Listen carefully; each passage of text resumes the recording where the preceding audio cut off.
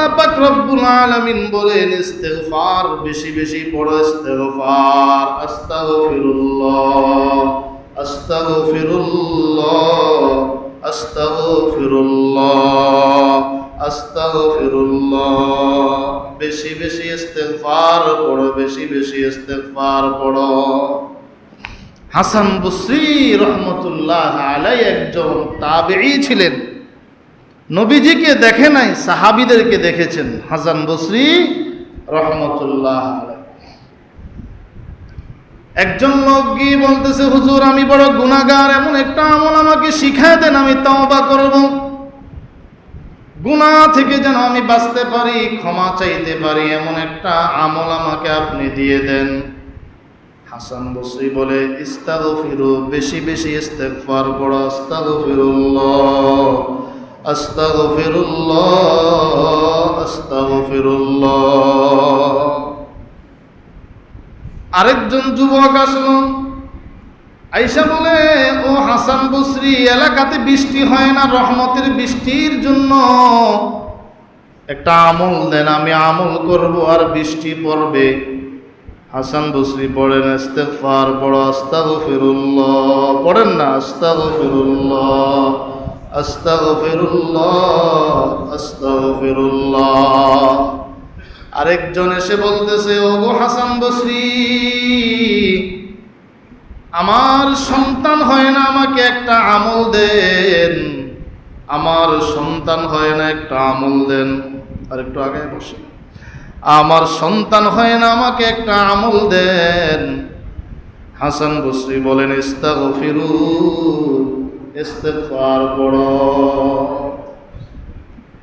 এবার উপস্থিত বসে থাকা একজন ব্যক্তি বলতেছে, হুজুর,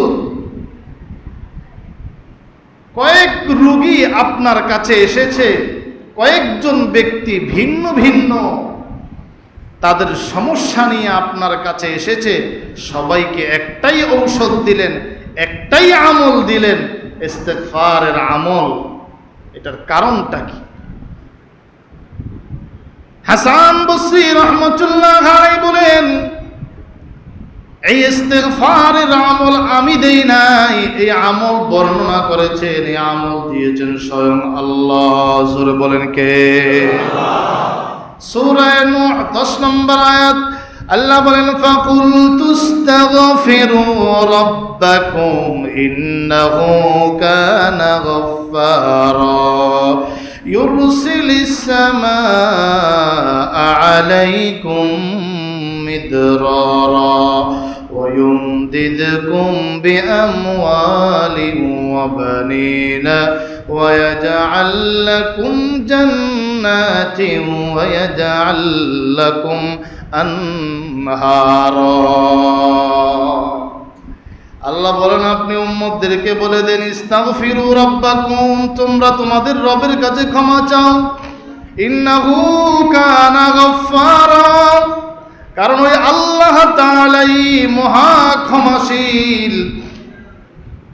ওয়ায়ুমদিদকুম বিআমওয়াল ইউরসিলিস সামাআ আলাইকুম মিদরারা, বৃষ্টি হয় না, আসমান থেকে মুষলধার বৃষ্টি আল্লাহ বর্ষণ করবেন। ইস্তিগফার পড়ো, আল্লাহর কাছে বেশি বেশি ক্ষমা চাও। ওয়ায়ুমদিদকুম বিআমওয়ালিন ওয়া বানিন, তোমাদের সম্পদের সংকট, আল্লাহর কাছে বেশি বেশি ইস্তিগফার পড়ো। সন্তানের সংকট, আল্লাহর কাছে বেশি বেশি সাহায্য চাও। আস্তাগফিরুল্লাহ, আস্তাগফিরুল্লাহ, আস্তাগফিরুল্লাহ। আল্লাহর নবী বলেন, বিপদে পড়েছো, আল্লাহর কাছে ক্ষমা চাও, বেশি বেশি ইস্তিগফার পড়ো। আস্তাগফিরুল্লাহ, আস্তাগফিরুল্লাহ, আস্তাগফিরুল্লাহ, আস্তাগফিরুল্লাহ। বর্তমান গোটা দেশে সংকট এবং সমস্যা কম না বেশি? বলেন না, কম না বেশি? ছাত্রদের জন্য সংকট থেকে মুক্তির আমল আস্তাগফিরুল্লাহ, আস্তাগফিরুল্লাহ, আস্তাগফিরুল্লাহ। প্রশাসনিক ভাইদের সংকট থেকে মুক্তির একটাই সবক, আস্তাগফিরুল্লাহ, আস্তাগফিরুল্লাহ, আস্তাগফিরুল্লাহ।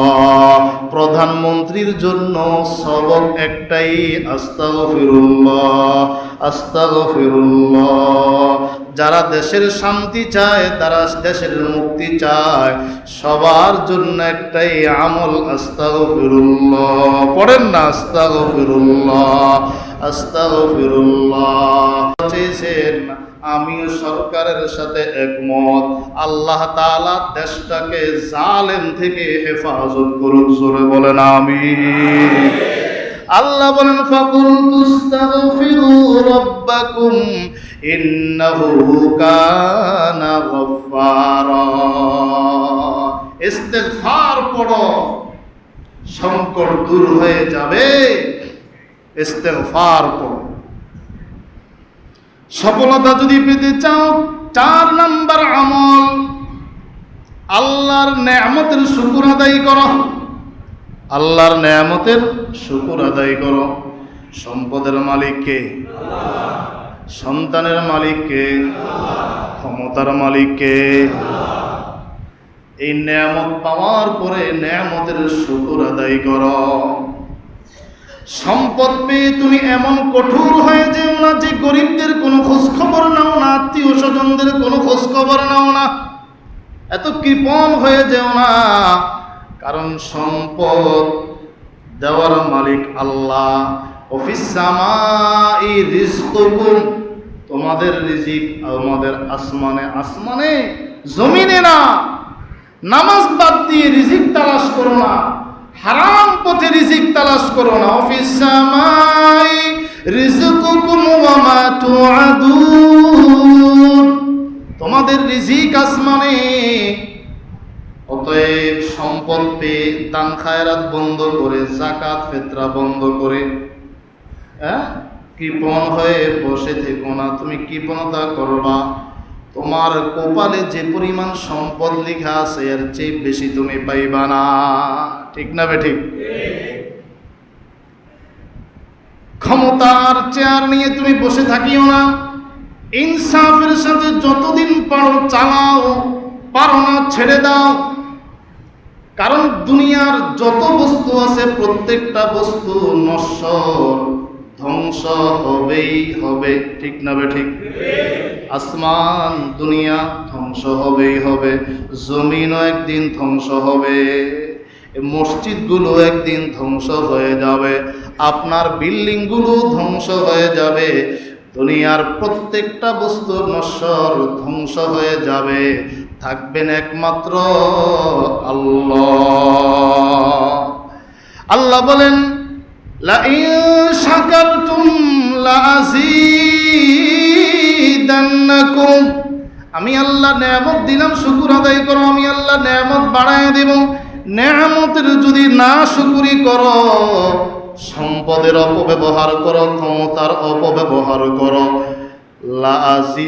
ইন্না আযাবি লাশাদীদ, আল্লাহ বলেন আমার আযাব বড় কঠিন। ইন্না বাতশা রাব্বিকা লাশাদীদ, পুলিশ ধরলেও মাঝে মাঝে আসামি ছুইটা যায়, আল্লাহ ধরলে কোন জালেম ছুটার কোনো ব্যবস্থা নাই। চিল্লা এখন ঠিক না বেটে? ইন্না বাতশা রাব্বিকা লাশাদীদ, আল্লাহর ধরা বড় শক্ত ধরা। আল্লাহ বলেন নেয়ামত পাওয়ার পরে শুকর আদায় করো। 5 নাম্বার, তুমি যদি সংকট থেকে মুক্তি পেতে চাও, সফলতা যদি অর্জন করতে চাও, মৃতদের থেকে তুমি উপদেশ গ্রহণ করো। মৃতদের থেকে উপদেশ গ্রহণ করো। ভাইয়ের লাশটা তুমি কাঁধে বহন করলা, বোনের লাশ তুমি কাঁধে বহন করলা, তোমার বাবা মার লাশ তুমি কাঁধে বহন করলা।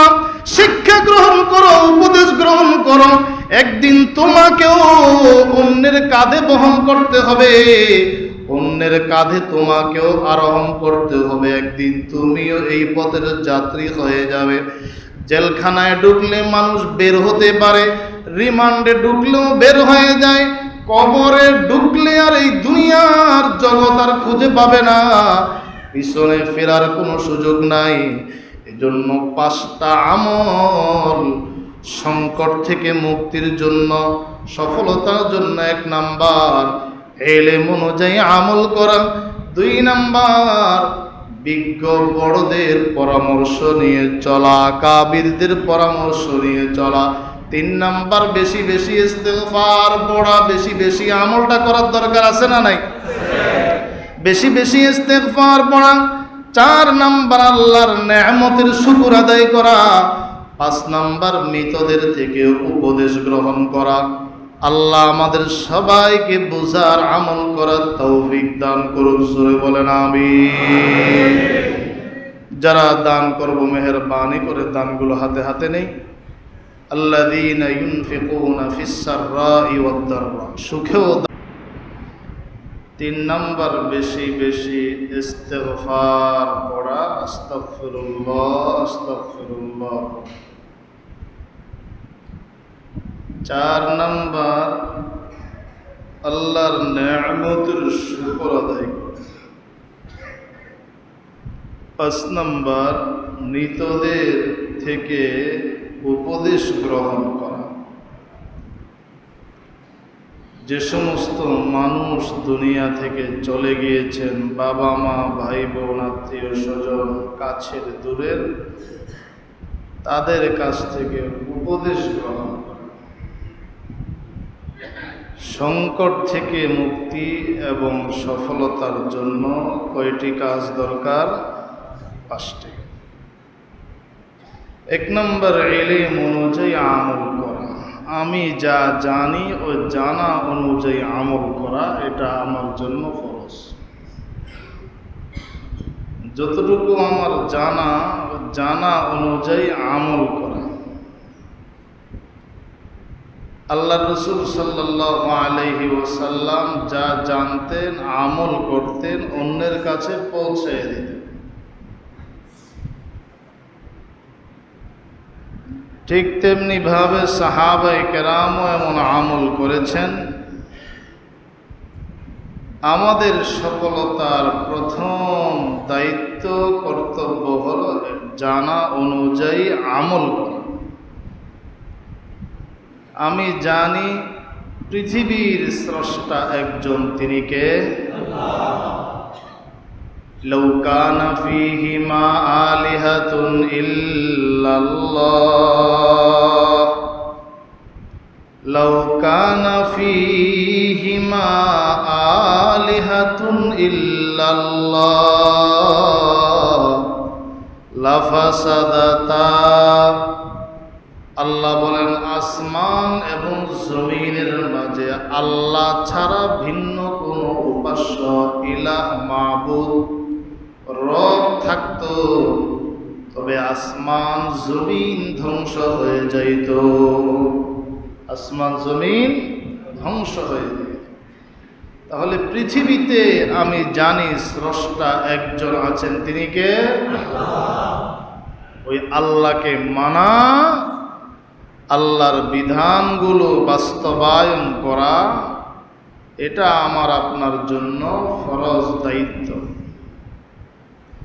আমি জানি আল্লাহর পয়গম্বর শেষ নবী, আমার নবী, জগতের শ্রেষ্ঠ ব্যক্তিত্ব, নবীদের ইমাম, কুল মখলুকের সরদার মুহাম্মদ সাল্লাল্লাহু আলাইহি ওয়াসাল্লাম আল্লাহ তাআলার পয়গম্বর। আল্লাহ তাআলার পয়গম্বর, তিনি শেষ নবী, এ কথা অন্তর থেকে বিশ্বাস করা এবং তার রেখে যাওয়া সুন্নত আদর্শগুলোকে আঁকড়ে ধরা, এর মাঝে মুমিনের সফলতা।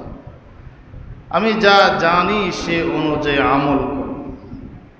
আমি জানি নামাজ পড়া, বলেন না, নামাজ পড়া। আমি জানি রোজা রমাদানে রাখা ফরজ। আমি জানি সম্পদের 40 ভাগের 1 ভাগ দান করা যাকাতের নিয়তে ফরজ। হজের তৌফিক হলে বাইতুল্লাহর হজ করা ফরজ। জানা অনুযায়ী আমল করা এটা মুমিনের সফলতার প্রথম মাপকাঠি। যা জানবে ওই অনুযায়ী আমল করবে। আমি জানি সুদ হারাম, বেঁচে থাকবো। ঘুষ হারাম, বেঁচে থাকবো। আমি জানি মিথ্যা কথা বলা, মিথ্যা সাক্ষী দেওয়া হারাম। এই জায়গা থেকে আমাকে বেঁচে থাকতে হবে। হাদিস শরীফের মাঝে আছে, মিথ্যা কথা বলা এটা মুনাফিকদের স্বভাব। মুমিন মিথ্যা কথা বলতে পারে না। যাদের মুখে মিথ্যা কথা বাজে না, অনর্গল মিথ্যা কথা বলাই যাদের পেশা নেশা, যারা এতে অভ্যস্ত, ওরা মুমিন নয়, ওরা মুনাফিক। ঠিক না বেঠিক বলেন? মিথ্যা কথা বলা মুনাফিকের স্বভাব। হাদিস শরীফে আছে, সততার সাথে চলো, সত্য কথা বলো, আল্লাহ তাআলা তোমাকে মুক্তি দিবেন। মিথ্যা বলা, অহংকারী করা, এগুলো আল্লাহ তাআলা অপছন্দ করেন। যোগের যখনই যে মিথ্যা এবং অহংকারের আশ্রয় নিয়েছে, আল্লাহ তাআলা তাদেরকে ধ্বংস করে দিয়েছে। মিথ্যা কথা বলা, মিথ্যা সাক্ষী দেওয়া, টাকার বিনিময়ে এগুলো বিক্রি হয়। টাকার বিনিময়ে বিক্রি হয়। মানুষকে কষ্ট দেওয়া হালাল না হারাম? আমার সাথে কাহারো শত্রুতা অথবা কথা কাটাকাটি, আমার ভাই বিপদে পড়ল, তার বিরুদ্ধে মিথ্যা অভিযোগ তুললাম, এটা হারাম। এর দ্বারাই পেট পুরায় না, পুরাইলেও ওই পেটটা ভালো থাকে না। এ কথা ঠিক না বেঠি? মিথ্যা কথা। এক নৌজওয়ান যুবকের শিক্ষণীয়, যুবকের এই ঘটনা থেকে চমৎকার শিক্ষণীয় বিষয় আছে। মুমিন কেমন হবে, তার জীবন কেমন হবে। একটা সময় ছিল বেঈমানরাও মিথ্যা কথা বলতো না, এবং ওয়াদা করলে এই ওয়াদাটা পূরণ করত। হিজরতের আগে হযরত আবু বকরের সাথে কাফিরদের চুক্তি ছিল, রোম পারস্য যদি ভবিষ্যতে যুদ্ধ লাগে, রোমীরা যদি বিজয়ী হয়, যার পক্ষে ছিলেন আবু বকর সিদ্দিক রাদিয়াল্লাহু তাআলা, তাহলে বেঈমান তাকে পুরস্কার দিবে। আর যদি পারস্যদের সাপোর্টার যে মুশরিক, ওই মুশরিক পারস্যের সাপোর্টার যদি পারস্য বিজয়ী লাভ করে, তাইলে আবু বকর সিদ্দিক তাকে পুরস্কার দিবে 100 উট। দুই গ্রুপের দ্বন্দ্ব, একদল মুশরিক আর একদল মুসলমান। হিজরত হয়ে গেল, নবীজির সঙ্গে সাহাবীরা মদিনায় চলে আসছে। কয়েক বছর পরে যুদ্ধ লাগলো। যুদ্ধে আল্লাহর কোরআনের বাণী অনুযায়ী গুলিবাতির রূম ফি আদনাল আরদি ওহুম মিন বাদি গালাবিহিম সায়াগলিবুন। আল্লাহ বলেন, অচিরেই তারা বিজয়ী লাভ করবে। হযরত আবু বকর কোরআনকে বিশ্বাস করে বাজি ধরলেন। তখনকার বাজির উপরে নিষেধাজ্ঞা ছিল না। রুমীদেরকে আল্লাহ তাআলা বিজয়ী দান করেছেন। মুসলমান খুশি, কারণ তারাও কিতাবওয়ালা, মুসলমানও কিতাবওয়ালা। আসমানি কিতাবের দিক থেকে মিল ছিল। ও মুশরিক এই মালগুলো মদিনায় পাঠায় দিয়েছে, জবান খেলাপ করে না। আজ মুমিন মিথ্যা কথা বলে, বিয়ের সময় মোহরানা ঠিক করে, মোহরানা 5 লক্ষ টাকা 10 লক্ষ টাকা দেওয়ার নিয়ত নাই, আছে না নাই? কথা বলেন না কেন, আছে না নাই? এটা সামাজিক একটা ব্যাপার স্যাপার, না ধরলে মান সম্মান ঠিক থাকে না। দোকান থেকে সদাই নিয়ে দোকানদারকে বছরের পর বছর ঘুরায়, আজ কাল দিব, এইভাবে বছরের পর বছর পার হয়ে যায়, শিল্পপতির কলম নড়ে না। একজন দোকানদার ব্যবসায়ী বলতেছেন, আমার জীবনে প্রায় 40 লক্ষ টাকা আমি মানুষের কাছে পাবো। কত? এই যদি হয় একজন দোকানদারের অবস্থা, তো বাকিদের কি অবস্থা? আবার দোকানদারকে টাকা না দিতে পারা এটাকে মনে করে ক্রেডিট, এটা তার ক্ষমতা, এটা তার বাহাদুরি। দায়িত্ব তোমার, তোমার পরিশোধ। আখিরাতের আযাব থেকে বাঁচতে হলে তোমার পাওনা তুমি পরিশোধ করো, তোমার ঋণ তুমি পরিশোধ করো, নাইলে কিয়ামতের ময়দানে তোমার নেক আমলগুলো কর্তন করা হবে। সেদিন টাকা হবে নেক আমল, সেদিন নেক আমল এটাই হবে জান্নাতে যাওয়ার উত্তম একটা মাধ্যম। আল্লাহর রাসূল বলেন, মুনাফিকের আলামত তিনটি আলামতের মাঝে অন্যতম আলামত হলো কথায় কথায় মিথ্যা কথা বলা। মিথ্যার সাথে সফলতার কোনো সম্পর্ক নাই, মিথ্যা মানে ধোঁকা। যুবক হালাল ব্যবসা করত, ওই যুবক শিকারের কাজে অভ্যস্ত ছিল। একদিন শিকার করার জন্য বের হয়ে যায়, একটা পশুকে টার্গেট করে শিকার করে তীর নিক্ষেপ করলো। ভুলক্রমে ওই তীর পশুর গায়ে না লেগে একজন খ্রিস্টান যুবকের গায়ে লেগে গিয়েছে। এটাকে আরবিতে বলা হয় কাতলে খতা, কোরআন হাদিসের পরিভাষায় ভুলবশত হত্যা করা। ইচ্ছা করে যদি কাউকে খুন করে মারে, শরীয়তের বিধান হলো মৃত ব্যক্তির ওয়ারাসাগণ উত্তরাধিকার যদি তাকে ক্ষমা না করে, তাইলে তাকেও মারা হবে। ভুলবশত মারা গেলে সেটারও জরিমানা আছে। ওই খ্রিস্টান যুবকের অভিভাবক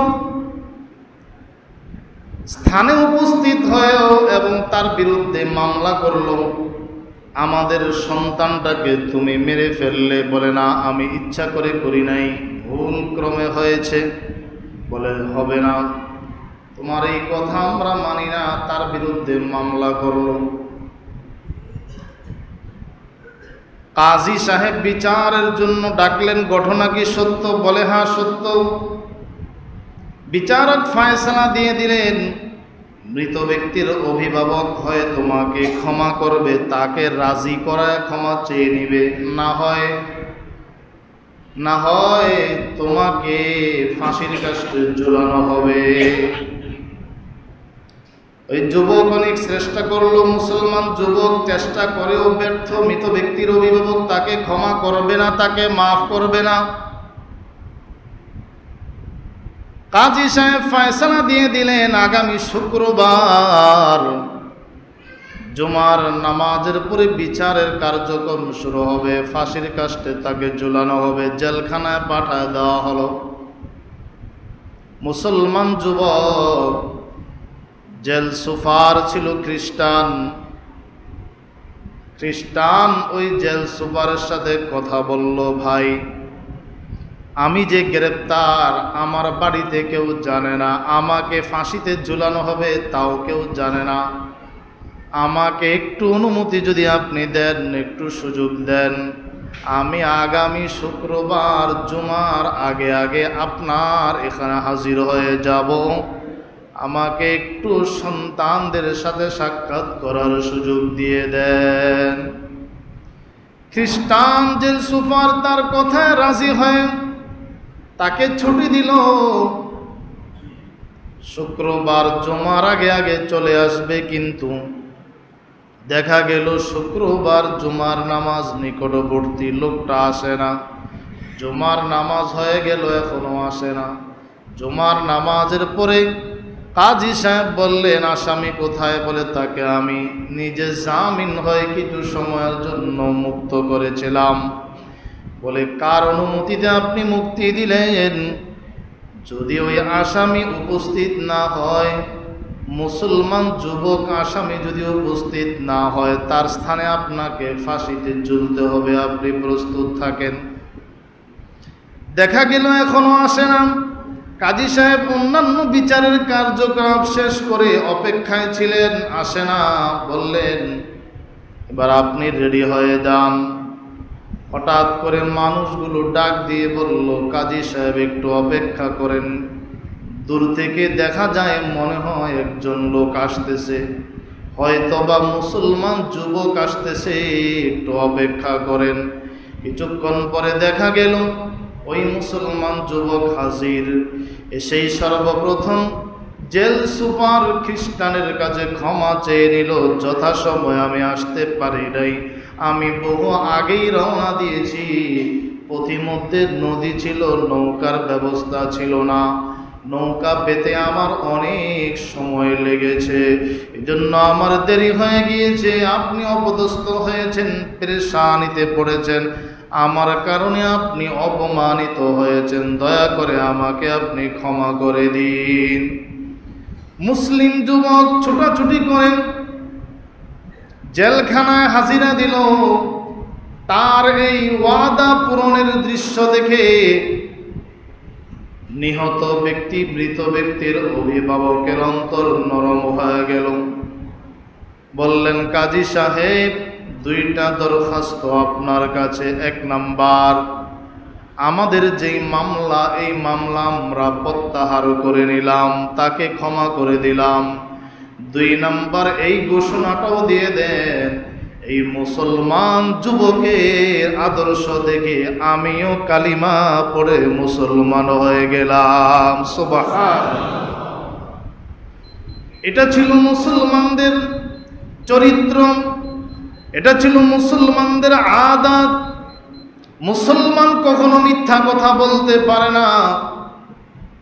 এখন যে যত বড় নেতা, তত বেশি মিথ্যা কথা, ঠিক না বেঠিক বলে?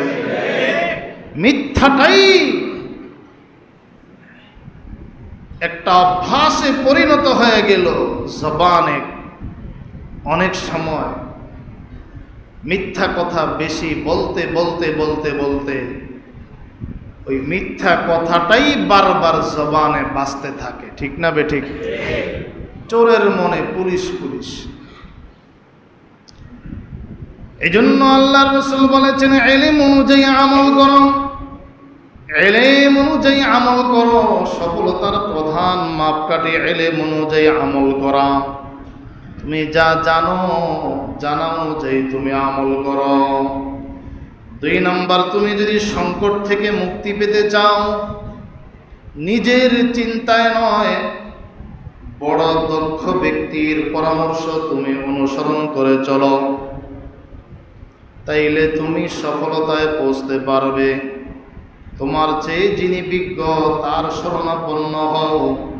জীবনটা কিভাবে আমি পরিচালনা করব, আমার পড়াশোনার জীবন আমি কিভাবে কাটাবো, আমার পারিবারিক জীবন আমি কিভাবে কাটাবো, আমার ব্যক্তিগত জীবন আমি কিভাবে কাটাবো, চাকরি জীবন কিভাবে আমি পরিচালনা করব, তোমার থেকে দক্ষ একজন ব্যক্তির পরামর্শ নাও। তিন নম্বর, আল্লাহ পাক রব্বুল আলামিন বলেন, ইস্তিগফার বেশি বেশি পড়ো, ইস্তিগফার। আস্তাগফিরুল্লাহ, আস্তাগফিরুল্লাহ, আস্তাগফিরুল্লাহ। আস্তাগফিরুল্লাহ। বেশি বেশি ইস্তেগফার পড়ো, বেশি বেশি ইস্তেগফার পড়ো। হাসান বসরি রহমতুল্লাহ আলাইহি একজন তাবেঈ ছিলেন, নবীজিকে দেখে নাই, সাহাবীদেরকে দেখেছেন। হাসান বসরি রহমতুল্লাহ আলাইহি একজন লোক গিয়ে বলতেছে, হুজুর আমি বড় গুনাহগার, এমন একটা আমল আমাকে শিখায় দেন, আমি তওবা করব, গুনাহ থেকে যেন আমি বাঁচতে পারি, ক্ষমা চাইতে পারি, এমন একটা আমল আমাকে আপনি দিয়ে দেন। হাসান বসরি বলে, ইস্তাগফিরু, বেশি বেশি ইস্তেগফার করো, আস্তাগফিরুল্লাহ আস্তাগফিরুল্লাহ আস্তাগফিরুল্লাহ। আরেকজন যুবক আসলো, আয়েশা বলে, ও হাসান বসরি, এলাকাতে বৃষ্টি হয় না, রহমতের বৃষ্টির জন্য একটা আমল দেন, আমি আমল করব আর বৃষ্টি পড়বে। হাসান বসরি পড়েন, ইস্তেগফার পড়ো, আস্তাগফিরুল্লাহ, পড়েন না, আস্তাগফিরুল্লাহ আস্তাগফিরুল্লাহ আস্তাগফিরুল্লাহ। আরেকজন এসে বলতেছে, ও গো হাসান বসরি, আমার সন্তান হয় না, আমাকে একটা আমল দেন, আমার সন্তান হয় না, একটা আমল দেন। আর একটু আগে বসে, আমার সন্তান হয় না, আমাকে একটা আমল দেন। হাসান বসরি বলেন, ইস্তাগফিরু, ইস্তেগফার পড়ো। এবার উপস্থিত বসে থাকা একজন ব্যক্তি বলতেছে, হুজুর, কয়েক রোগী আপনার কাছে এসেছে, কয়েকজন ব্যক্তি ভিন্ন ভিন্ন তাদের সমস্যা নিয়ে আপনার কাছে এসেছে, সবাইকে একটাই ঔষধ দিলেন, একটাই আমল দিলেন, ইস্তেগফারের আমল। এটার কারণটা কি? হাসান বসরি রহমতুল্লাহ আলাইহি বলেন, এই ইস্তেগফারের আমল আমি দেই নাই, এই আমল বর্ণনা করেছেন, এই আমল দিয়েছেন স্বয়ং আল্লাহ। জোরে বলেন কে? সূরা নূহ 10 নম্বর আয়াত, আল্লাহ বলেন, ফাকুলতু ইস্তাগফিরু রাব্বাকুম ইন্নাহু কানা গাফফারা ইউরসিলিস সামাআ আলাইকুম মিদরারা ويمددكم بأموال وبنين ويجعل لكم جنات ويجعل لكم أنهارا। আল্লাহ বলেন, আপনি উম্মতদেরকে বলে দেন, ইস্তাগফিরু রাব্বাকুম, তোমরা তোমাদের রবের কাছে ক্ষমা চাও, ইন্নাহু কানা গাফফারা, কারণ ওই আল্লাহ তাআলাই মহা ক্ষমাশীল।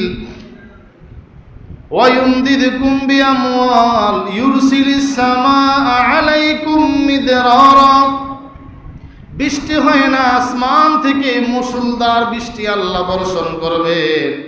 ইস্তিগফার পড়ো, আল্লাহর কাছে বেশি বেশি ক্ষমা চাও। ওয়ায়ুমদিদকুম বিআমওয়ালিন ওয়া বানিন, তোমাদের সম্পদের সংকট, আল্লাহর কাছে বেশি বেশি ইস্তেগফার পড়ো। সন্তানের সংকট, আল্লাহর কাছে বেশি বেশি সাহায্য চাও। আস্তাগফিরুল্লাহ আস্তাগফিরুল্লাহ আস্তাগফিরুল্লাহ। আল্লাহর নবী বলেন, বিপদে পড়েছো, আল্লাহর কাছে ক্ষমা চাও, বেশি বেশি ইস্তেগফার পড়ো। আস্তাগফিরুল্লাহ আস্তাগফিরুল্লাহ আস্তাগফিরুল্লাহ আস্তাগফিরুল্লাহ।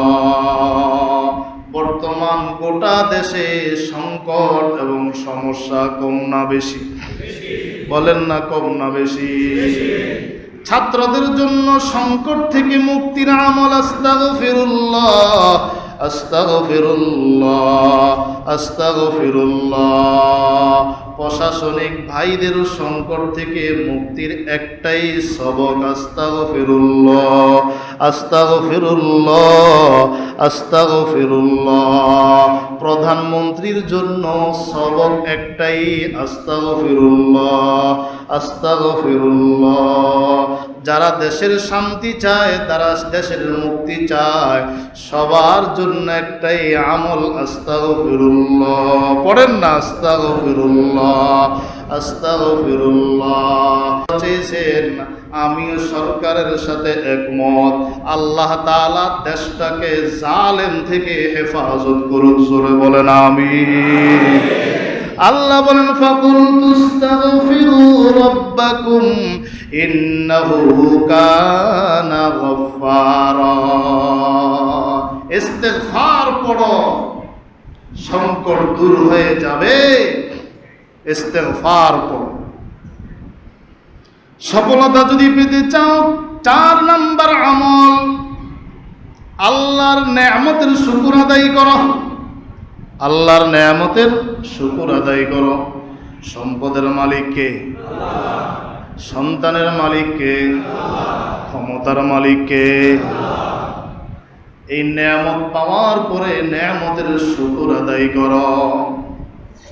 সম্পদ পেয়ে তুমি এমন কঠোর হয়ে যেও না যে গরিবদের কোনো খোঁজ খবর নাও না, আত্মীয় স্বজনদের কোনো খোঁজ খবর নাও না, এত কৃপণ হয়ে যেও না। কারণ সম্পদ দেওয়ার মালিক আল্লাহ। অফিস সামাই রিজকুকুম, তোমাদের রিজিক আমাদের আসমানে, আসমানে, জমিনে না। নামাজ বাদ দিয়ে রিজিক তালাশ করো না, হারাম পথে রিজিক তালাশ করো না। অফিস সামাই রিজকুকুম ওয়া মা তুআদুন, তোমাদের রিজিক আসমানে। অতএব সম্পদ পেয়ে দান খায়রাত বন্ধ করে, যাকাত ফিতরা বন্ধ করে কৃপণ হয়ে বসে থেকো না। তুমি কৃপণতা করবা, তোমার কপালে যে পরিমাণ সম্পদ লেখা আছে এর চেয়ে বেশি তুমি পাইবা না। ঠিক না বেঠিক? ক্ষমতার চেয়ার নিয়ে তুমি বসে থাকিও না। ইনসাফের সাথে যতদিন পারো চালাও, পারো না ছেড়ে দাও। কারণ দুনিয়ার যত বস্তু আছে প্রত্যেকটা বস্তু নশ্বর, ধ্বংস হবেই হবে। ঠিক না বেঠিক? আসমান দুনিয়া ধ্বংস হবেই হবে, জমিনও একদিন ধ্বংস হবে, মসজিদগুলো একদিন ধ্বংস হয়ে যাবে, আপনার বিল্ডিংগুলো ধ্বংস হয়ে যাবে। দুনিয়ার প্রত্যেকটা বস্তু নশ্বর, ধ্বংস হয়ে যাবে। থাকবেন একমাত্র আল্লাহ। আল্লাহ বলেন, লাইন শাকারতুম লাযীদান্নাকুম, আমি আল্লাহ নেয়ামত দিলাম, শুকর আদায় করো, আমি আল্লাহ নেয়ামত বাড়ায় দেব। নেয়ামতের যদি না শুকরি করো, সম্পদের অপব্যবহার করো, ক্ষমতার অপব্যবহার করো, ইন্না আযাবি লাশাদীদ, আল্লাহ বলেন আমার আযাব বড় কঠিন। ইন্না বাতশা রাব্বিকা লাশাদীদ, পুলিশ ধরলেও মাঝে মাঝে আসামি ছুইটা যায়, আল্লাহ ধরলে কোন জালেম ছুটার কোনো ব্যবস্থা নাই। চিল্লা এখন ঠিক না বেটে? ইন্না বাতশা রাব্বিকা লাশাদীদ, আল্লাহর ধরা বড় শক্ত ধরা। আল্লাহ বলেন নেয়ামত পাওয়ার পরে শুকর আদায় করো। 5 নাম্বার, তুমি যদি সংকট থেকে মুক্তি পেতে চাও, সফলতা যদি অর্জন করতে চাও, মৃতদের থেকে তুমি উপদেশ গ্রহণ করো। মৃতদের থেকে উপদেশ গ্রহণ করো। ভাইয়ের লাশটা তুমি কাঁধে বহন করলা, বোনের লাশ তুমি কাঁধে বহন করলা, তোমার বাবা মার লাশ তুমি কাঁধে বহন করলা। শিক্ষা গ্রহণ করো, উপদেশ গ্রহণ করো। একদিন তোমাকেও অন্যের কাঁধে বহন করতে হবে, অন্যের কাঁধে তোমাকেও আরোহণ করতে হবে। একদিন তুমিও এই পথের যাত্রী হয়ে যাবে। জেলখানায় ঢুকলে মানুষ বের হতে পারে, রিমান্ডে ঢুকলেও বের হয়ে যায়, কবরে ঢুকলে আর এই দুনিয়ার জগৎ আর খুঁজে পাবে না। পিছনে ফেরার কোনো সুযোগ নাই। এজন্য 5টা আমল সংকট থেকে মুক্তির জন্য, সফলতার জন্য। 1 নাম্বার ইলম অনুযায়ী আমল করা, 2 নাম্বার বিজ্ঞ বড়দের পরামর্শ নিয়ে চলা, কাবিরদের পরামর্শ নিয়ে চলা, 3 নাম্বার বেশি বেশি ইস্তেগফার পড়া, বেশি বেশি আমলটা করার দরকার আছে না নাই? বেশি বেশি ইস্তেগফার পড়া। 4 নাম্বার আল্লাহর নেয়ামতের শুকর আদায় করা। 5 নাম্বার মৃতদের থেকে উপদেশ গ্রহণ করা। আল্লাহ আমাদের সবাইকে বুঝার আমল করার তৌফিক দান করুন।